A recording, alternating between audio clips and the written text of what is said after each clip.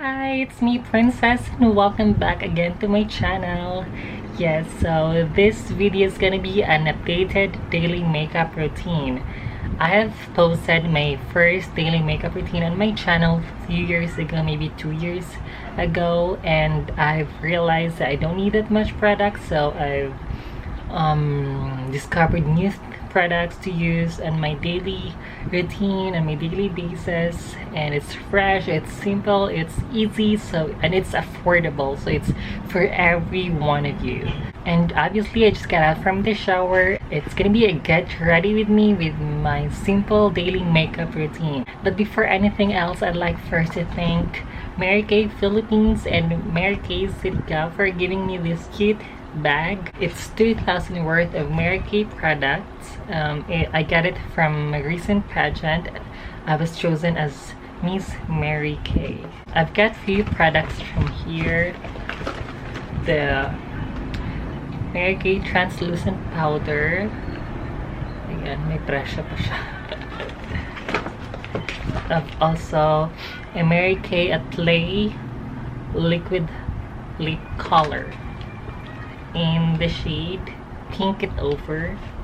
I also get a cute eyeshadow. It's a Chroma Fusion. I don't know what color is this.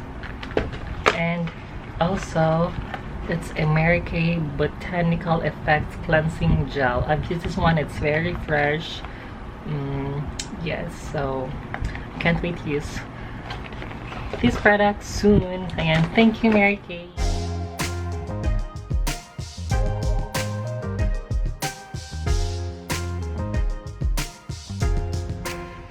So let's now begin with the first step of my daily makeup routine.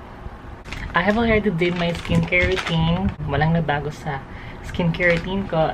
Yun pa din yung ginagamit ko dun sa previous skincare routine video that I posted maybe a year ago now. I'm gonna start off by cleansing my face again with a cleansing wipes from Sunny Care. You know, all of this. I've been using this for years now, so and just gonna rub it all over my face to remove those excess oils pa na hindi natanggal, and then just let it dry. So nag-dry na yung face ko, and let's talk about the newest products that I've discovered for my daily routine. This first product that I'm gonna use is a whitening serum cream from Garnier. I've been using it for 2 months now, and wala akong napansin na mga chismis, walang mga hindi ako nag-breakout, hindi ako nagka-pimple, so maybe nahiyang ako dito. It's really soft on the skin, so I'm just gonna apply it all over my face and then gently massage it.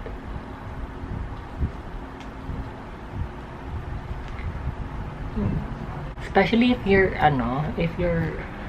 that blessed with white skin, and then you're gonna use it, it will radiate more of your skin tone, nag-rosy cheek ka.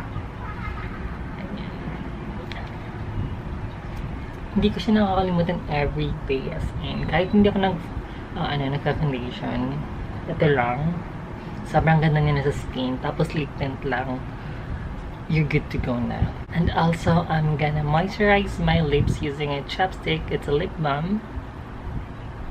Kasi yung sobrang dry ng skin ko everyday kahit nasa Pilipinas ako. Hindi ko alam bakit. And now, on my daily makeup, hindi na ako nagpa-foundation kasi parang naiinitan na ako. Parang sobrang kapal na ng mukha ko. Hindi ko na feel na mag-foundation everyday. So, what I'm using is a Belo Tinted Sunscreen. It's a sunblock na meron siyang, hindi ko alam, may foundation na, or BB cream, parang may mixed siya. It's SPF 50, so it's good for daily talaga, especially here in the Philippines where it's really sunny. So also to protect your skin, your white skin, and it's tone adapt technology, so it's good for all skin tone. I've also been using it for over 2 months now, and Same with Garnier.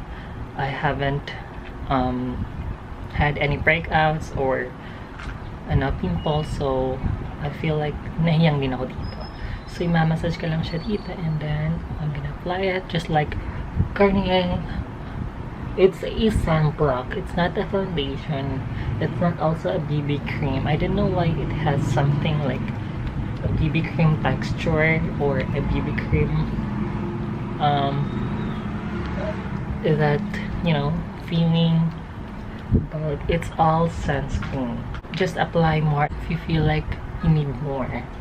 Again, I don't need that much product now because I feel like it's really heavy on my face. It's hot, especially that we're in a humid country.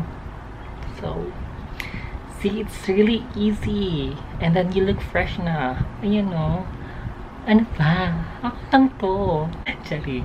And also, to set this, hindi na ako nagpa-powder foundation, nag-loose powder. I mean, loose powder, yes, but it's a basic Johnson baby powder.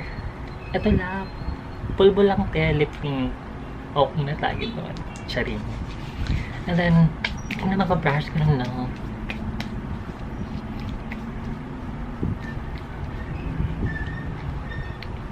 And so, I'm gonna move on to my eyebrows. Yung eyebrows ko, walang pinagbago. Ito pa rin yung, kung napapanood yung mga previous videos ko, ito pa rin yung ginagamit ko. Etude House Contouring Kit Eyebrow. Actually, hindi ko na ipapalabas sa inyo yung buong kilay routine ko dito kasi may separate video naman ako.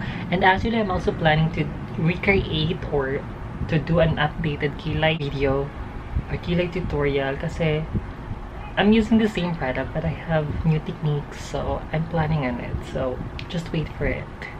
Sinishape ko lang or dinidefine ko lang yung yung shape ng eyebrow ko, and then fini-fill ko lang, and that's it.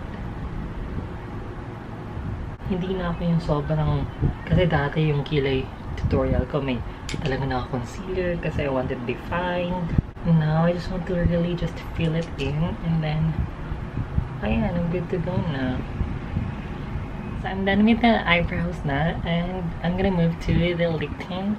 I am using also a product from Etude House. This is Etude House lip tint in RD301. I've been using it for years now. I'm just gonna use this stippling brush. I don't know if it's the right brush for this, but I know that this brush is for liquid. Since it's a liquid, so I think it's a perfect match.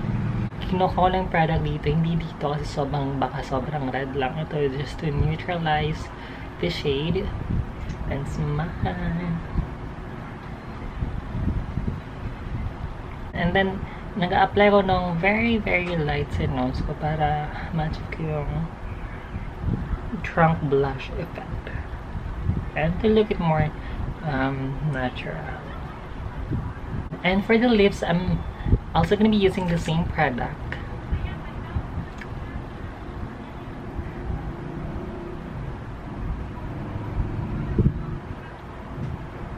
If you notice na kinanti-kanti ka lang siya and I'm using my finger, it's because it's really not advisable if you have veneers. Kasi nagsustain siya sa veneers, so just be careful. Kaya ina-apply ko siya using my finger to just blend it out on my lips. Hindi ko yung sinasagad yung sobrang basa kasi baka mag-stain yung ngipin ko. Itong brush na to, wala na tong product. I-brush ko siya all over para mag-blend it out lang siya. And voila! This is it. My daily makeup routine. I'm just gonna try out my hair and I'll be right back to end this video. I have already tried 50% of my hair now, and I had to end this video by saying thank you for watching, and I'm gonna post all the products that I've used in the description box below. And also, if you have any requests, I'll be more than happy to do it for you. And if you like this video, give it a thumbs up, and of course, don't forget to subscribe my YouTube channel and hit that notification bell down below for you to be able to be notified whenever I post a new video. And ayan, see you again in my next video. Thank you for watching. Bye!